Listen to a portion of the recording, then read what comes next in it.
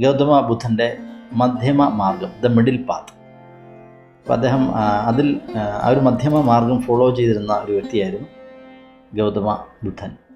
അപ്പോൾ അദ്ദേഹത്തിന് ഒരു ശിഷ്യനുണ്ടായിരുന്നു. അദ്ദേഹത്തിൻ്റെ പേര് ശ്രാവൺ എന്നായിരുന്നു. അദ്ദേഹം ഒരു രാജകുമാരനാണ്, ശ്രാവൺ രാജകുമാരൻ. അപ്പോൾ ഈ ശ്രാവൺ ബുദ്ധനെ നേരിട്ട് കണ്ടു. ബുദ്ധൻ്റെ ശിഷ്യത്വം സ്വീകരിച്ചു.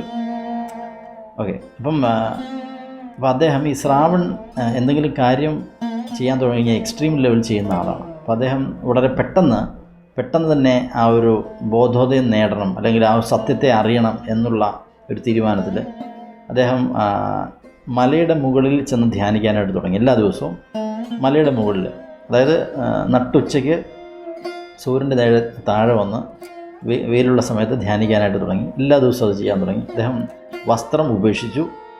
കൂടാതെ ആഴ്ചയിൽ ഒരിക്കൽ മാത്രമാണ് അദ്ദേഹം ഭക്ഷണം കഴിച്ചിരുന്നത്.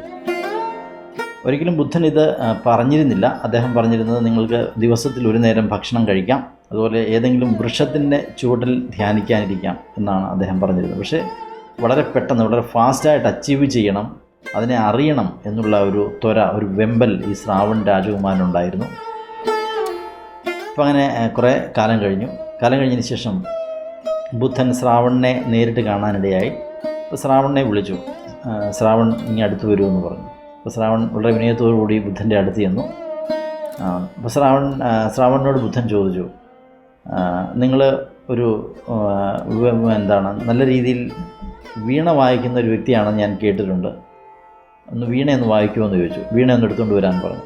അപ്പോൾ ശ്രാവൺ വളരെ ഇഷ്ടത്തോടുകൂടി അദ്ദേഹത്തിൻ്റെ വീണ എടുത്തുകൊണ്ട് വന്നു. അപ്പോൾ ബുദ്ധൻ പറഞ്ഞു അതിൻ്റെ നൂല് കംപ്ലീറ്റ് ലൂസ് ചെയ്യാൻ പറഞ്ഞു. വീണയുടെ നൂല് കംപ്ലീറ്റ്, സ്ട്രിങ് കംപ്ലീറ്റ് ലൂസ് ചെയ്യാൻ പറഞ്ഞു. ലൂസ് ചെയ്തു. വായിക്കാൻ പറഞ്ഞു. വായിക്കുമ്പോൾ എന്ത് സംഭവിക്കും? ശബ്ദം വരുന്നില്ല. അതിനുശേഷം ബുദ്ധൻ അത് ടൈറ്റ് ചെയ്തു. സ്ട്രിങ് ടൈറ്റ് ചെയ്തു, നന്നായിട്ട് ടൈറ്റ് ചെയ്തു. ഇനിയും വായിക്കാൻ പറഞ്ഞു. അപ്പോഴും ശബ്ദം വരുന്നില്ല. അപ്പോൾ ബുദ്ധൻ ചോദിച്ചു, എപ്പോഴാണ് ഇതിൽ നിന്ന് ശബ്ദം വരുന്നത് എന്ന് ചോദിച്ചു. അപ്പം ശ്രാവൺ പറഞ്ഞു, അത് അത് അറിയാവുന്ന ഒരു വിദഗ്ധന് മാത്രമേ അതറിയുള്ളൂ. അതിനൊരു മധ്യമ നിലയുണ്ട്. ഓവറായിട്ട് ടൈറ്റ് ചെയ്യേണ്ട, ഓവറായിട്ട് ലൂസ് ചെയ്യേണ്ട. അതിന് മധ്യമത്തിലൊരു കണക്കുണ്ട്.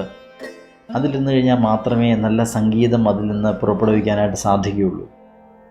ബുദ്ധൻ പറഞ്ഞു, ഇത് പറയാനായിട്ടാണ് ഞാൻ തന്നെ കാണാൻ വന്നത് എന്ന് പറഞ്ഞു. ഓക്കെ. അതായത് ഒരു കാര്യത്തും നിങ്ങൾ എക്സ്ട്രീം ലെവലിൽ പോകാതിരിക്കുക. എന്ത് കാര്യമാണെങ്കിലും എക്സ്ട്രീം ലെവലിലേക്ക് പോകാതിരിക്കുക. മറിച്ച് ഒരു മധ്യമ മാർഗം, ഒരു മിഡിൽ പാത്തിലേക്ക്, എക്സ്ട്രീം ലെവൽ ഹാപ്പിനെസ്സോ അല്ലെങ്കിൽ എക്സ്ട്രീം ലെവൽ സാഡ്നെസ്സിലേക്കോ പോകാതെ ബോധപൂർവം ഈ ഒരു മിഡിൽ പാത്ത് നിങ്ങൾ മെയിൻറ്റെയിൻ ചെയ്യുകയാണെങ്കിൽ, ബോധപൂർവം അത് ശീലിക്കുകയാണെങ്കിൽ, ഒരിക്കലും നിങ്ങൾക്ക് നിങ്ങളുടെ മനസ്സിനെ ഇല്ലാതായിക്കൊണ്ട് ശരീരവും മനസ്സും വേർതിരിച്ച് നിൽക്കുന്ന ആ ഒരു പോയിന്റിൽ, ഒരു പ്രസൻറ്റ് ടെൻസിൽ, ഒരു പ്രസൻറ്റ് മൊമെൻറ്റിൽ നിങ്ങൾക്ക് എത്തിച്ചേരാനായിട്ട് സാധിക്കും. അതായിരിക്കും ധ്യാനം.